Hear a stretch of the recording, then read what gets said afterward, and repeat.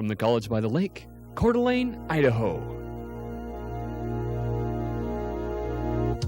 Local, regional, national, and international guests discussing the issues and topics affecting the way you live are on Forum, the North Idaho College Public Forum, with your host and moderator, political scientist Tony Stewart.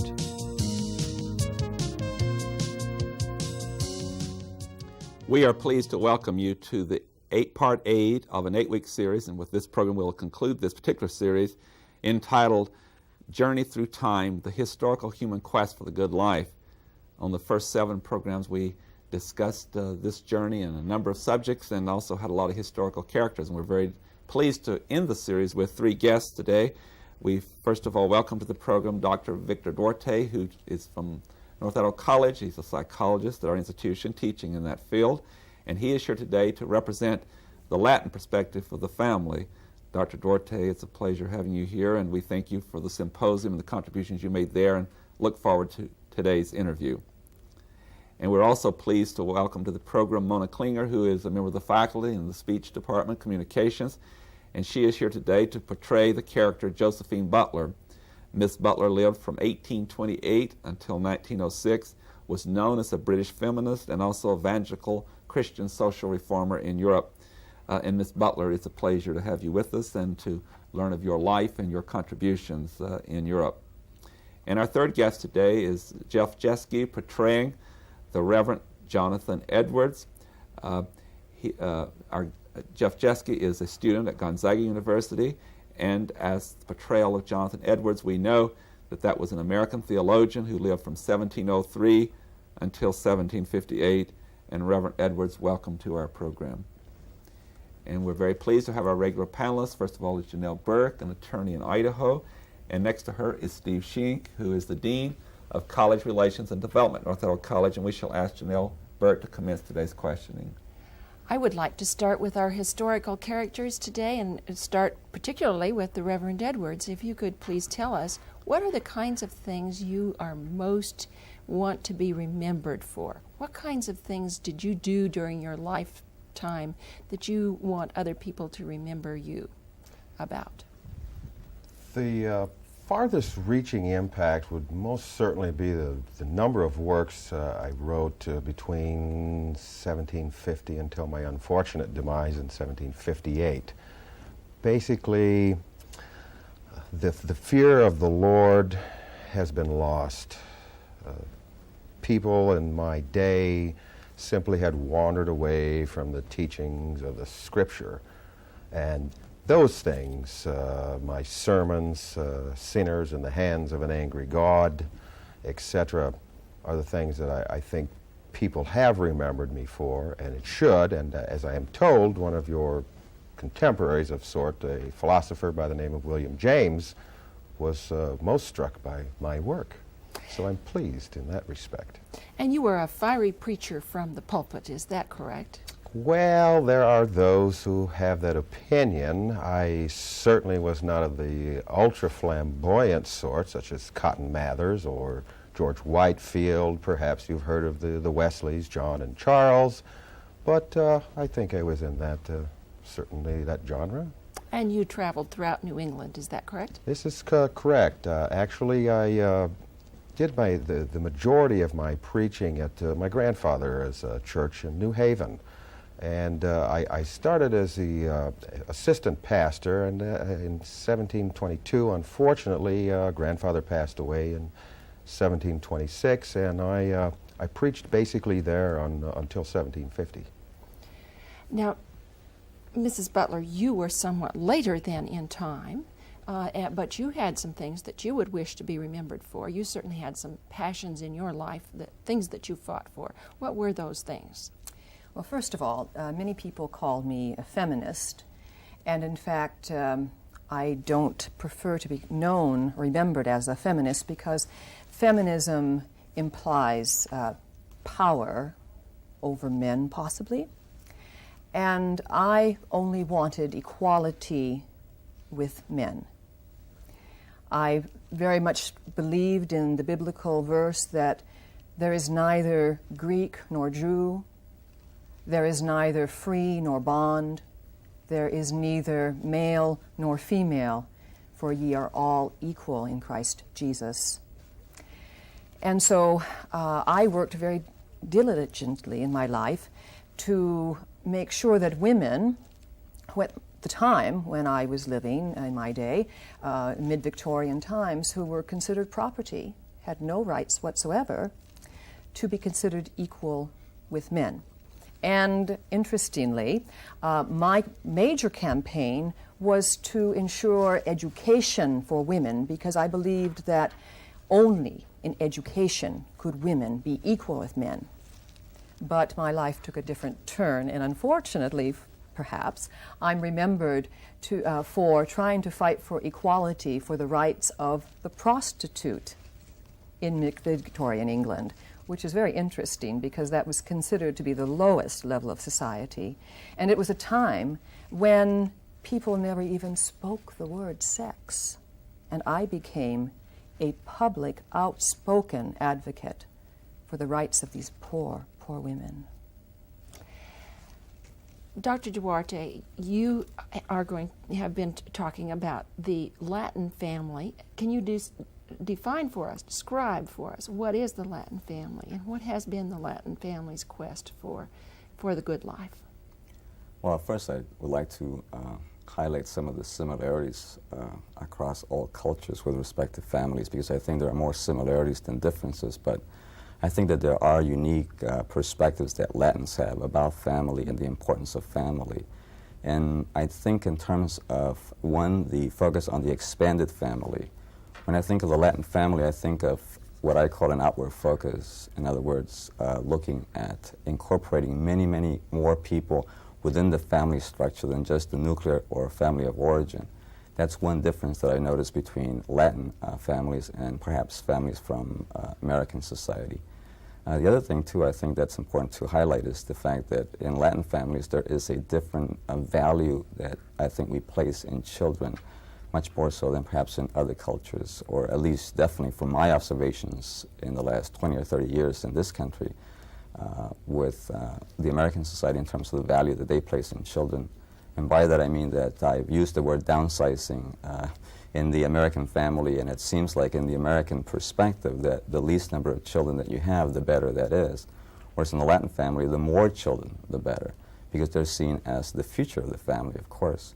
And also we encourage our children to not be as independent from the family structure as much as perhaps in American society we do that.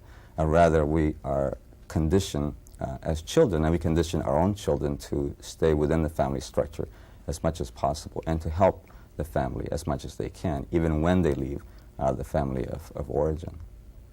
Steve Sheen. Reverend Edwards, I wonder if you could tell us a little bit about why it is you think that people are drifting away from godly lifestyles. I believe that man has wandered away from the spirit of his true endeavors in life. The business of man, the work of man, is the work of the Lord. People have a mistaken notion that their work, their schemes, shall we say, in life are the most important. The work of the Lord is important, and I feel that, for instance, if people were to adopt my philosophy of the 70 resolutions and each day read these resolutions, employ these resolutions, we would have a much better world. Unfortunately, without the fear of the Lord, we have decadence, and I am told you struggle in your day with the same sorts of things. Did you say 70 resolutions? 70. 70 resolutions. Could you name a few of those for us? Oh, basically, the gist is I am a good person, and I must be a good person to myself and to others as well. That's one of the major resolutions. I formed these through my early 20s, and I believe they're necessary. It's a necessary way, at least for myself, to continually focus on the work of the Lord and not be spread aside with the other schemes and machinations of man. Is it entirely reasonable to expect that ordinary people would have the same dedication, time that you would have as a minister? Is that? It is absolutely imperative, sir. We stand on the edge of the pit. Everyone must make the time to do the work of the Lord. That is of paramount importance. All other things fall aside. Thank you. Mrs. Butler, and I know you're a feminist, not a historian, but I wonder if you can, and I hope you can, take a few minutes to sort of compare and contrast the feminist movement in England with the feminist movement in the United States at about the same period. Well, actually, it came a bit later in the United States. Well, I consider myself actually a forerunner in England to the feminist movement. You see, I was before suffrage. I see. And my work was primarily for social activism.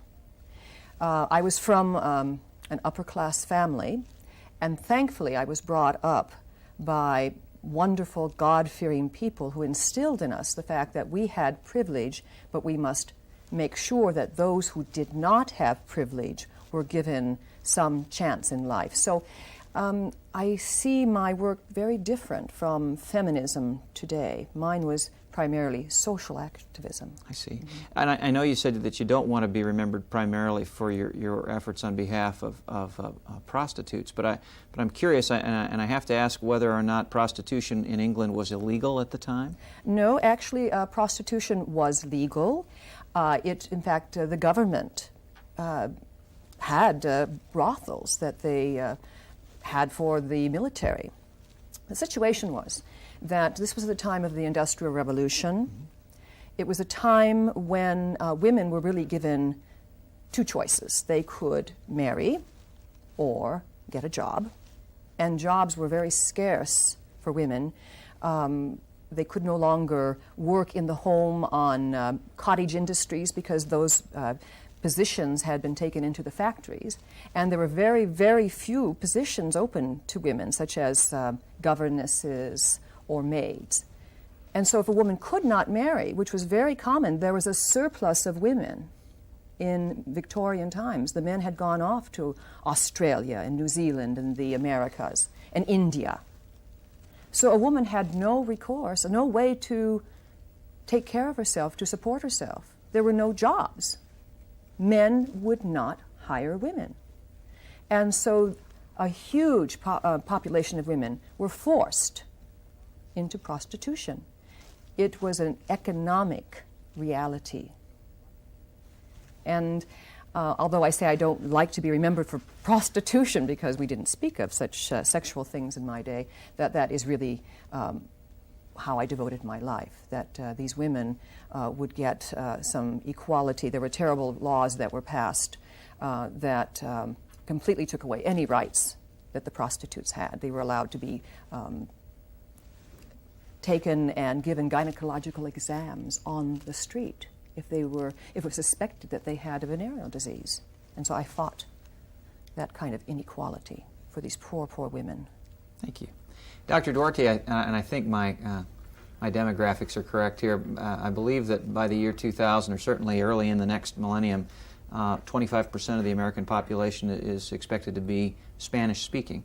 And that element of the culture of this country has been here for many, many years, of course. I wonder, and again, I may be asking a question slightly outside of what you expected today, but can you compare for us the Latin family in America with Latin families in Latin America, for instance?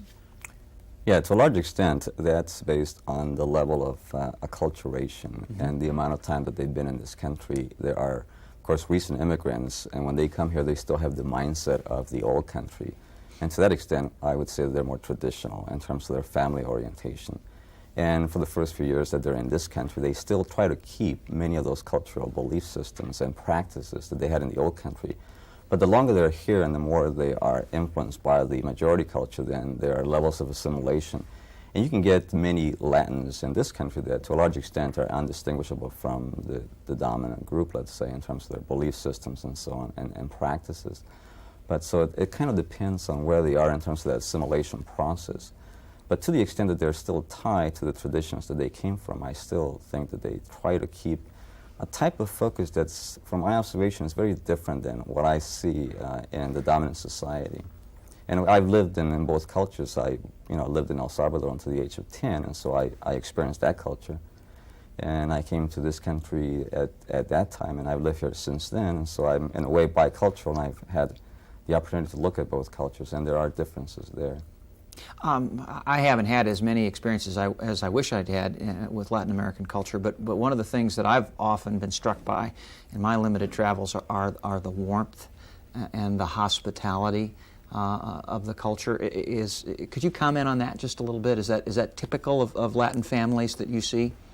I would say in general that's true, and one of the customs in the Latin countries is the neighborhoods are very open. In other words, there's a lot of movement back and forth in the neighborhood. People will just pick up, go next door and talk, sit down and so on. And if you go to Latin America, if you go to the barrios or the neighborhoods, you will see kind of people staying outdoors most of the time because they can socialize a lot more.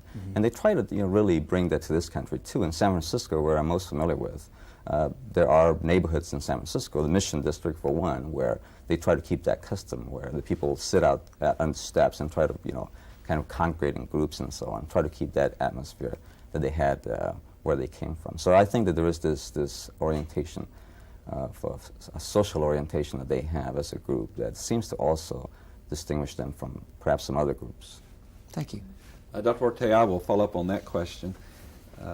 In your presentation that you gave at the symposium, it was so excellent, well received. You indicated about another characteristic in the Latin family that is special, and that is the extended family, or who all becomes involved when there's the birth of a child. And we often think of the immediate family, but would you explain some of the concepts about the support system, which is very extensive in the Latin family? I consider an advantage, I think, of the Latin structure, and that is to say that the distinction that I made in my presentation was between an inward focus and an outward focus. And the inward focus is one that's oriented primarily to the family of origin or the nuclear family, whereas in the Latin tradition, the outward focus is also very important.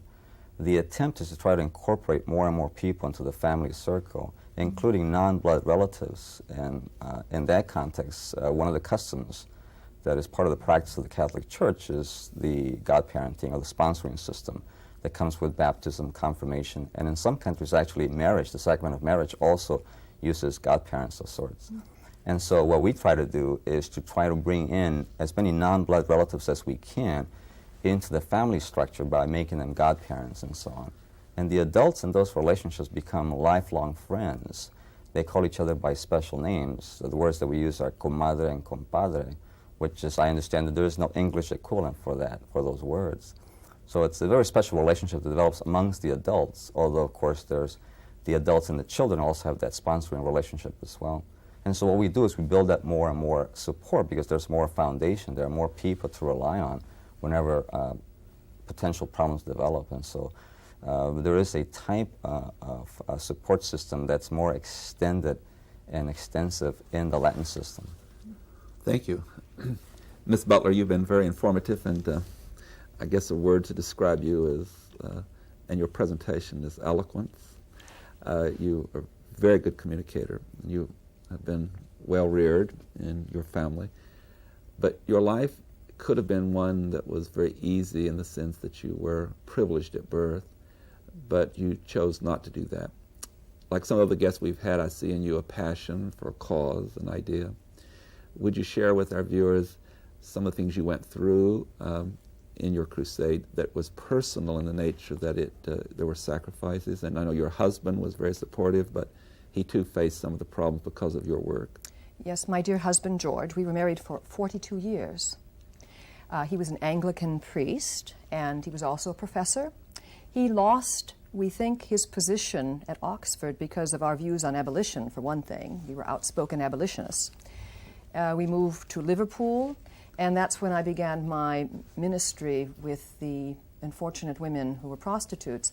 And George stood by me all the way, even though what we did was scandalous. We actually brought women from the streets who were diseased and dying, and we let them die with some dignity in our home, with my husband, who was a wonderful gentleman, actually escorting them through our front door. And these ladies died, we called them ladies then, not prostitutes. They died with dignity and with mercy of Christ. In my life, I began to write extensively against the Contagious Disease Acts. Those were the acts that allowed women to be looked at by police in the street. And I gave speeches. I traveled over 3,700 miles in 1 year and gave 99 speeches, mostly to mobs of angry men. They did not like to see a lady before them speaking of sexual matters. I was run out of town. I was bloodied and bruised at times. My clothes were torn and even covered with flour and excrement at times. But this was all worth it because I spoke for those who could not speak for themselves. And would you give us a couple of examples of the law itself? I know in hearing your presentation before, you indicated that when you dealt with transmitted disease, I believe you call in your day venereal diseases, that the law indicated that only women could Oh, yes. be responsible for that? Victorian England, as you may know in your day, was contradictory. It was believed that, first of all, if men went to prostitutes, it was a weakness, but it was acceptable for women who engaged in such sexual acts were considered to be fallen women and irreclaimable, that only women could pass venereal diseases to men and men not to women. And therefore, the Contagious Disease Acts were an attempt by the government. 1 of 4 men in mid-Victorian England were infected. And it was the government's attempt to purge society of venereal diseases. And so they tried to do that by examining women. And if women refused the examination, they were sent to hard labor. And if they were examined and they had the disease, what happened? They were put into institutions. So there was no equality between men and women. Reverend Edwards, in your works and in your sermons that you gave, you spent a lot of time talking about sin, and you spent a lot of time talking about hell. And if I have read your sermons correctly, you believe that many people were going to hell because of their acts and their sins. You were, if I judged you correctly, you were very much to be very direct and very condemning of many social behaviors in your society. Would you give us a little bit of your beliefs about sin and hell? As I have basically said, and notwithstanding Mrs. Butler's very loving and caring work, the focus is definitely on sin. The world is awash in sin. My world in my day was awash in sin. Hell, of course, is the eventual end for all those who will not be saved. As we brought up earlier, I am asked, does one have time to sort through 70 resolutions in a day amongst the family life, the work life, etc.? I certainly have time. I have 11 children. I certainly have to feed them. I have an expanding congregation. Yet the focus must be that the work of man is the work of the Lord. Too many people have fallen away from this principle. Too many people do not practice what it is I preach. Simply repent, change your ways, or the gaping pit stands ready to take your soul. In relation to not only being punished in the next life, did you also support policies or laws that would arrest people and punish them for certain acts that you believed were sins, beyond those in which they're victims? We know we've always, as a society throughout history, opposed, obviously, murder and robbery and so forth. But for other acts in which there is not a direct victim, did you support what happened in New England? Did you support state involvement by legislation? In some instances, yes. But of course, a sin, my dear sir, is a sin, is a sin. and you preached a lot of judgment, Absolutely. both here and after life. Absolutely. Janelle Bird. We've talked some about the emphasis of religion in each one of your lives. Our time is very short, but can we have just a few words about the fact that religion was an important search in the life of man? It is today in our time, and it was in your time. So just a word about the importance of religion in your life. And we'll start with the Reverend Edwards. As I have said, religion is my life. Religion should be everyone's life. Without religion, what is life? And you were very strict about that. Absolutely. And Mrs. Butler, how did your religion, your search for religion, go? I was a very spiritual person. I believed totally in the wonderful character of Jesus Christ, and God and Jesus Christ were my inspiration and my motivation. I would not have been able to achieve anything that I did in life without Christ's inspiration. And yours was a more merciful Oh, Lord. God is merciful. God is merciful. I was not too concerned about sin. And Dr. Duarte, what role does religion play in the Latin family?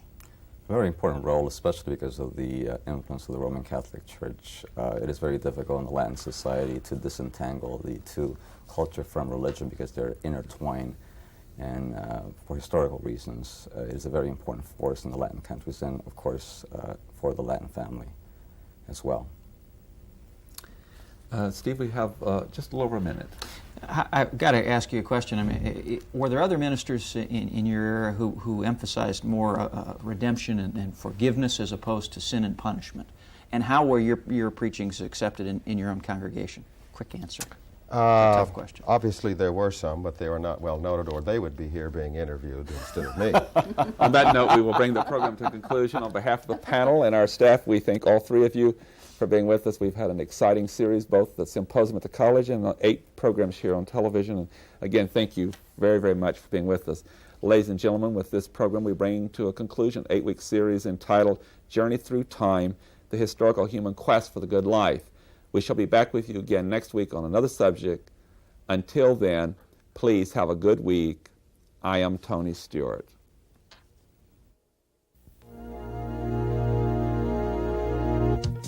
The North Idaho College Public Forum was videotaped live from the studios of Instructional Technology on the campus of North Idaho College for viewing at this more appropriate time. We invite you to join us again next week for another all-new edition of the North Idaho College Public Forum on this public television station.